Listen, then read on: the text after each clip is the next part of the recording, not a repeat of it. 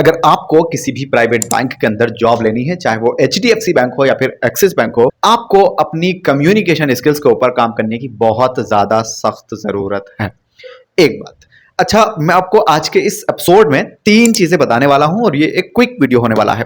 तो प्लीज मेरा आपसे ये सजेशन रहेगा कि जो भी आपके गर्लफ्रेंड्स एंड ऑल के मैसेजेस आ रहे हैं उनको प्लीज 2 से 3 मिनट के लिए इग्नोर कर दो और इस वीडियो को थोड़ा ध्यान से समझ लो। 3 चीजों में सबसे पहली चीज यह है कि अगर आपको अपना कम्युनिकेशन स्किल्स को बहुत इंप्रूव करना है, बहुत मजबूत करना है, तो आपको सबसे पहले लोगों की बात सुननी चाहिए। जैसे मैं आपको यहां पर कुछ समझाने की कोशिश कर रहा हूं ना, तो प्लीज इस बात को थोड़ा ध्यान से सुनिए। अगर आप किसी भी बंदे के साथ बात करो भैया, तो कम से कम उस बंदे की बात को पूरा हो जाने दीजिए, फिर आप अपनी बात रखिएगा। ये नहीं कि बीच में ही बोलना शुरू कर दिया एंड लगे हुए हैं अपनी बात को बताने में, चाहे सामने वाला इंटरेस्टेड है या नहीं है। तो प्लीज इस वाली गलती को ना छोटा समझने की कोशिश मत करना और आज के बाद से इस गलती को रिपीट भी मत करना। मेरी रिक्वेस्ट यह है कि जब तक बंदा अपनी बात आपको पूरी नहीं सुना पा रहा है और बीच में इंटरप्ट मत करिए, बीच में एटलीस्ट मत घुसिए प्लीज। गाइस, दूसरी और इंपॉर्टेंट टिप्स ये है कि आप जब भी बोलो, जितना भी बोलो, सस्ता और साफ बोलो। मतलब आपके जो शब्द हैं वो एकदम क्लियर होने चाहिए और आपकी जो लैंग्वेज है वो बहुत सरल होनी चाहिए। यानी कि आप बहुत ज्यादा फैंसी वर्ड्स को यूज मत करिए। ठीक है, मान लो आपने कोई ऐसा वर्ड यूज कर लिया, कोई ऐसा फैंसी शब्द यूज कर लिया जो सामने वाले को समझ ही नहीं आ रहा है, ठीक है, तो वो आपसे ना इरिटेट हो जाएगा, परेशान हो जाएगा कि यार हमें समझ में आ नहीं रही है बात और ये बंदा लगा हुआ है। तो प्लीज ऐसी भाषा में बात करो जो सामने वाले को समझ में आए। बहुत सारे लोग थोड़ी सी इंग्लिश सीख लेते हैं, उसके बाद अंग्रेज बने फिरते हैं और उन लोगों के सामने भी इंग्लिश बोलते हैं जिनको समझ नहीं आती और फिर वहां पे उनकी मजाक बन जाती है। तो प्लीज इंग्लिश उन लोगों के सामने बोलो जिनको अच्छे से आती है।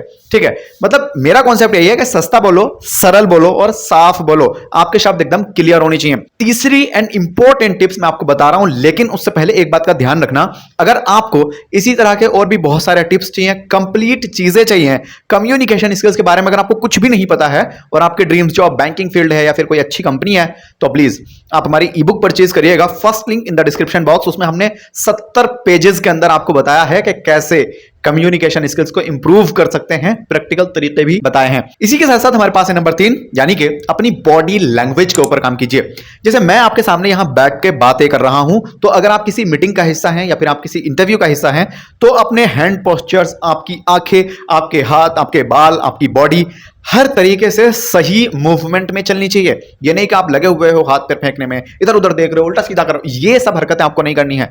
कम से कम आपको पता हो कि कैसे खड़ा होना है, कैसे बैठना है, कैसे खांसना है, कैसे चीजें करनी है।